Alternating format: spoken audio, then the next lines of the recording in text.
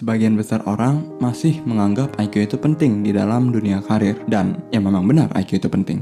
Di dalam setiap pekerjaan yang kita jalani, tentunya kita dituntut untuk bisa menyelesaikan permasalahan yang ada. Dan untuk menyelesaikan permasalahan yang ada, kita membutuhkan IQ yang memadai. Kalau kalian memiliki IQ yang rendah, maka kalian tidak akan bisa menyelesaikan permasalahan yang diberikan kepada kalian. Dan mitosnya, orang yang IQ-nya rendah tidak akan bisa mencapai kesuksesan. Ada juga yang mengatakan bahwa IQ itu bawaan dari lahir dan tidak bisa diubah. Tapi pertanyaannya, sejak kapan kesuksesan seseorang dinilai dengan sebuah alat? Sejak kapan juga masa depan kalian ditentukan oleh 2-3 digit angka saja?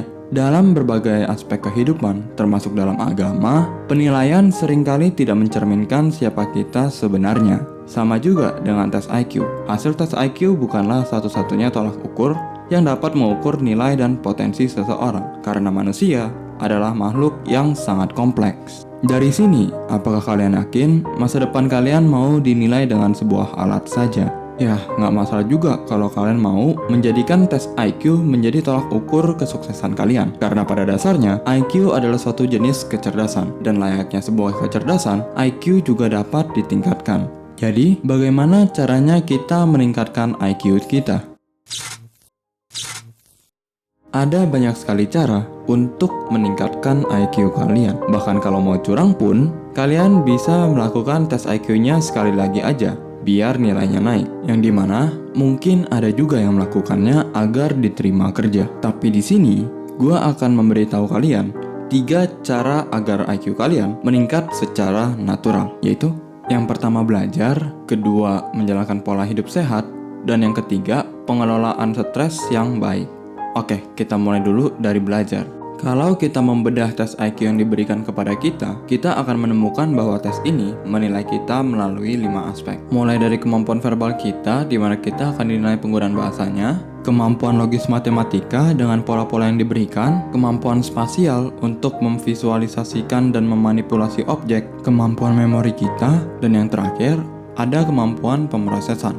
Di sini, kita bisa melihat bahwa tes IQ ini bisa dipelajari. Misal, kalian ingin meningkatkan kemampuan logis matematika kalian, maka kalian harus lebih sering mengerjakan soal matematika. Dan untuk meningkatkan kemampuan verbal kalian bisa lebih sering membaca buku agar kalian memiliki banyak referensi kata-kata baru yang belum kalian ketahui. Lalu, untuk beberapa hal yang tidak diajarkan di sekolah seperti kemampuan spasial, itu bagaimana? Untuk mengembangkan kemampuan spasial kalian bisa melakukan hal yang sangat sederhana. Sesederhana seperti menggambar dan melipat-lipat origami untuk dijadikan model tertentu. Di sini, kemampuan kalian untuk membayangkan suatu objek dari berbagai perspektif akan terlatih sedikit demi sedikit. Di lain sisi, ketiga hal tadi secara tidak sadar akan meningkatkan kemampuan memori dan kemampuan pemrosesan kita, di mana kita harus mengingat pembelajaran yang sudah kita dapatkan dan mempercepat proses berpikir kita, karena otak kita sudah terbiasa untuk melakukan hal-hal yang sulit dan akan tetap terus berkembang. Selain itu, untuk mendorong kecepatan belajar kita, sangat penting bagi kita untuk menerapkan pola hidup sehat, di mana salah satunya kita dapat berolahraga secara rutin untuk meningkatkan fokus kita, dan berolahraga juga akan membantu kita agar dapat mengolah stres yang kita dapatkan dari pembelajaran atau pekerjaan kita. Sekarang, setelah kita tahu cara meningkatkan IQ kita, apakah kalian pernah merasa bahwa tes IQ kalian tidak mencerminkan kecerdasan kalian? Komen di bawah kalau kalian pernah. Kalau memang pernah, mari kita masuk ke faktor-faktor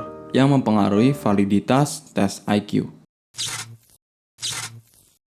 Manusia itu sangat berbeda dari mesin. Manusia memiliki berbagai perasaan dan mesin tidak memiliki perasaan sama sekali. Mungkin saja saat melakukan tes IQ, kalian sedang berada di kondisi yang lelah dan sedang banyak pikiran juga. Hal ini dapat mempengaruhi hasil tes kalian karena tes IQ memiliki batasan waktu dalam mengerjakannya. Dan juga sebenarnya, tes IQ ini memiliki format yang beragam.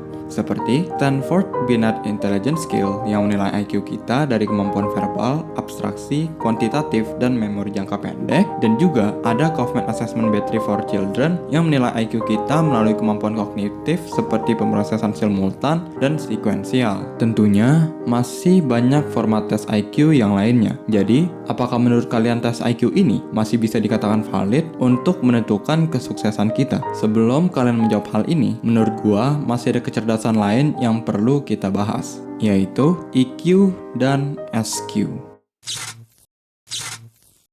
Kalau sebelumnya IQ itu adalah kecerdasan yang terlihat, sebaliknya EQ adalah kecerdasan yang tidak terlihat. Sederhananya, EQ ini adalah bagaimana kita dapat mengendalikan emosi kita dan bagaimana kita menyeimbangkan berbagai aspek kehidupan kita. Lalu SQ adalah kecerdasan dalam berkomunikasi. Jika tidak ada kedua hal ini di dalam diri kalian, maka IQ tidak akan menjadi penting, karena pada saat kalian bekerja nantinya, kalian harus menggunakan SQ agar kalian dapat mengkomunikasikan ide kalian atau pendapat kalian dengan cara yang baik, dan kecerdasan EQ akan terlihat pada saat kalian bereaksi terhadap kritikan yang diberikan kepada kalian.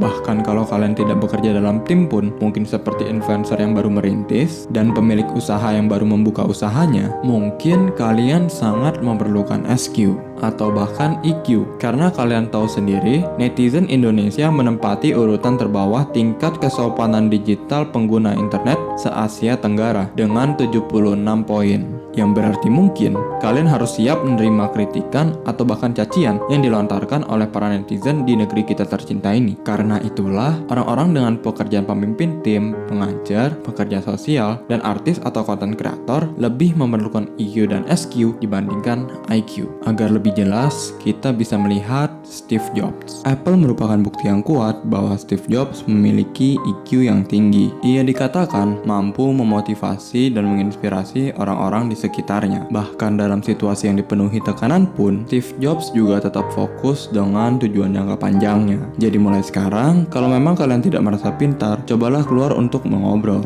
Mungkin kalian coba ajak ngobrol teman kalian, lalu coba tanyakan kepada teman kalian, apakah teman kalian nyaman saat ngobrol dengan kalian. Kalau teman kalian bilang nyaman, ya selamat, mungkin kalian adalah salah satu orang yang memiliki SQ yang tinggi.